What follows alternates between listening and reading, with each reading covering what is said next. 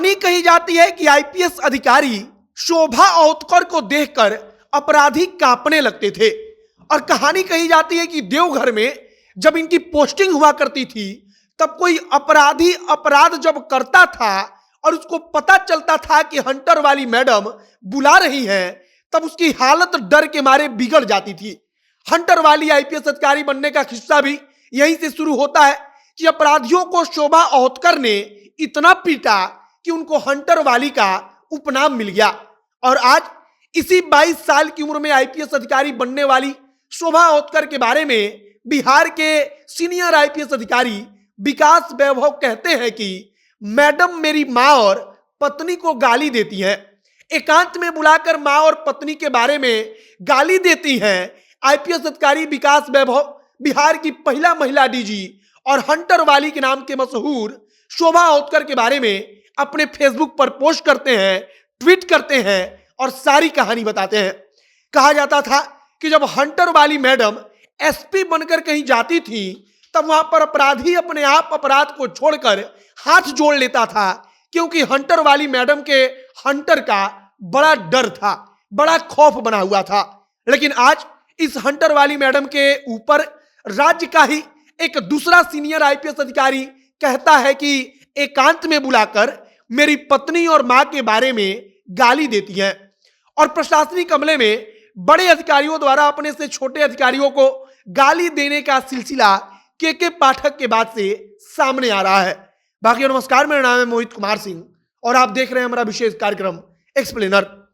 Senior IPS अधिकारी विकास वैभव, जिनके बारे में आपने सुना होगा और आपने सोशल मीडिया पर इनके बारे में पढ़ा भी होगा, क्योंकि सोशल मीडिया पर युवाओं का एक बड़ा वर्ग है जो विकास वैभव से प्रेरित है, जो विकास वैभव को फॉलो करता है, जो विकास वैभव जैसा बनना चाहता है। और आज यही विकास वैभव अब अपने ही डिपार्टमेंट की डीजी मैडम के बारे में शिकायत करते हैं। सबसे पहले हम आपको शोभा औतकर के बारे में थोड़ी जानकारी देते हैं। शोभा औतकर पहली बात की बिहार की रहने वाली नहीं है, वो महाराष्ट्र की रहने वाली है।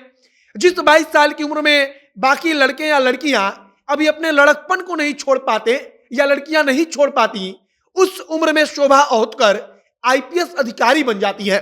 यह अपने आप में बहुत बड़ी बात है कि 22 साल की उम्र में कोई लड़की आईपीएस बन जाए। देवघर की एक कहानी बताई जाती है।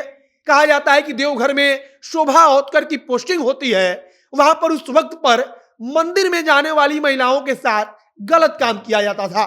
शोभा औतकर को इसके बारे में पता चला और इसके बाद शोभा औतकर वहां पर निगरानी रखने लगी। जो अपराधी गलत करता था उसके अगले दिन सड़क पर जब वो अपराधी दिखता था तो वो ठीक से चल नहीं पाता था। मतलब कि हंटर वाली मैडम उस अपराधी को पकड़ती थी, पकड़कर इतना पीटती थी कि वो अपराधी हाथ जोड़ लेता था और कहता था कि अब हम अपने आप सुधर जाएंगे। यह कहानी शोभा औतकर के बारे में कही जाती है।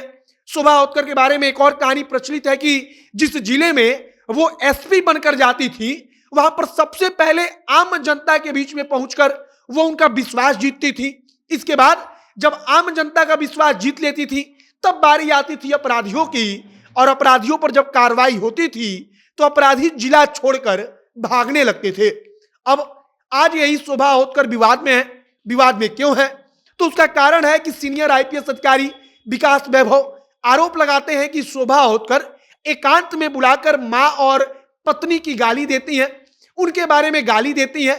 वो लिखते हैं कि हमको कहा गया कि मोबाइल फोन लेकर मत आना, क्योंकि शायद उनको डर था कि हम रिकॉर्ड कर लेते। विकास वैभव फेसबुक पर सब कुछ लिखते हैं, बताते हैं कि मन बहुत विचलित है। वो कहते हैं कि नौकरी छोड़ने का भी एक मन कहता है कि अब इन सब चीजों को छोड़ दिया जाए, लेकिन विकास वैभव अपना दर्द बयां करते हैं और इसके बाद से खबर सामने आती है। तब इस पर चर्चा चलती है कि आखिरकार एक आईपीएस दूसरे आईपीएस को, जो कि उससे जूनियर है, उसको गाली देता है। के पाठक का उदाहरण हम सबने देखा। वो आईएएस है लेकिन वो दूसरे आईएएस को गाली देते हैं, सरेआम गाली देते हैं, वो लगातार गाली देते रहते हैं। और अब हंटर वाली मैडम शोभा औतकर के बारे में चर्चा चल रही है कि मैडम तो अपराधियों को सबक सिखाती थी, अपराधियों पर हंटर चलाती थी, अपराधियों को दौड़ा दौड़ा कर मारती थी, लेकिन अब अपने ही डिपार्टमेंट के आईपीएस अधिकारियों को गाली भी देती हैं। बाकी अब विकास वैभव ने आरोप लगाया है, तो देखिए आगे इस पर क्या कुछ होता है। क्या शोभा ओतकर इस पर कुछ बयान देती हैं, क्या इसका खंडन करती हैं, या वाकई में जिस प्रकार से ये सारी चीजें बढ़ रही हैं तो सरकार इसको लेकर के कुछ कड़ा कदम उठाती है, जांच पड़ताल करवाती है। आगे जो भी नई जानकारी, जो भी नया अपडेट आएगा वो सब हम जनता जंक्शन के माध्यम से आप तक पहुंचाएंगे। आप जनता जंक्शन के साथ जुड़े रहिए। वीडियो यहीं पर समाप्त करते हैं। कैमरे से विशाल खड़े हैं और मैं मोहित कुमार सिंह। बहुत बहुत धन्यवाद।